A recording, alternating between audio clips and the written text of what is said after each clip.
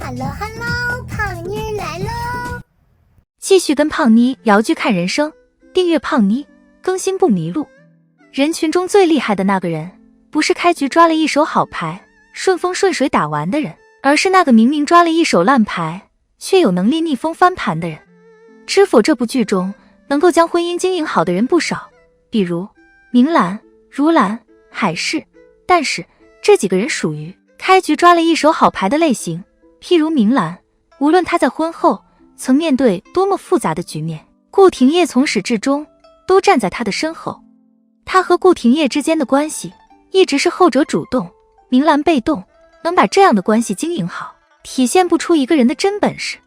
而剧中的张大娘子和绅士则在婚姻开局就抓了一手烂牌，那就是夫君不爱自己。面对这样的局面，两个人都在最后实现了翻盘，那么这两个人的做法谁更技高一筹呢？先说张大娘子，她和沈国舅的婚姻属于政治联姻，两个人结婚之前没有感情，结婚之后恐怕也没有一方对另一方特别的喜欢。更要命的是，两人之间还隔着一个顶会撒娇撒痴的小邹氏。最初张大娘子面对这样的婚姻也满腹怨气，甚至心灰意冷，是明兰的指引让她重新找到了生活的意义。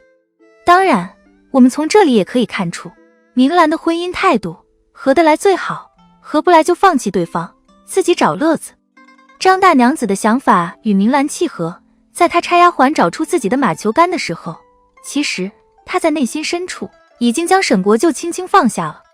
至于后来沈国舅被张大娘子的飒爽英姿吸引，纯属意外收获。张大娘子的做法比较符合现代人的观念，婚前得之我幸，不得我命，婚后琴瑟和谐自然好，若不和谐就各玩各的，不用在对方身上花太多心思。相比较来说，绅士的做法存在较多争议。有的人认为绅士各方面条件都不差，委屈自己讨好齐衡实在没必要。甚至还有人说，又不是离开了男人活不了，为什么要委屈自己？在这个问题上，胖妮是站绅士的。我认为真正的王者不仅在于敢放弃，更在于敢争取。重要的不是你选择了放弃还是争取，而是你会为自己的选择负责到底。绅士和小公爷的婚姻与张大娘子的婚姻实质上还是不同的。沈国舅虽然是皇亲国戚，个人的长相才华却很一般，对张大娘子没什么吸引力。小公爷齐衡就不同了，他的盛世美颜以及温润如玉的性格非常吸引女性，因此绅士对齐衡是有爱的，是想要争取的。难得的是，绅士能够看清自己的内心，也愿意为了心中的那一份爱而奋力一搏。从忍受齐衡的冷暴力，到亲见夫君与前女友的定情信物，再到与明兰对话一探虚实，再到后面的投其所好，用宽容、平和、睿智征服齐衡，绅士这一路走来不容易。以至于当齐衡伸出手来搀扶他下轿的时候，屏幕前啃着薯片的胖妮也露出了姨母般的欣慰的微笑。面对婚姻的不幸，面对夫君不爱自己的事实，张大娘子和绅士选择的处理方法完全不同。相比来说，绅士选择的路更难走，需要耗费的心力也更大。这并不代表张大娘子的选择是错的，两个人都有很好的出身，从小练就了一身本领，都很自信。他们所做的选择也都遵从内心，并且收获了好的结局，都堪称王者。而现实生活中的很多人提及王者，可能只知张大娘子，而不知绅士。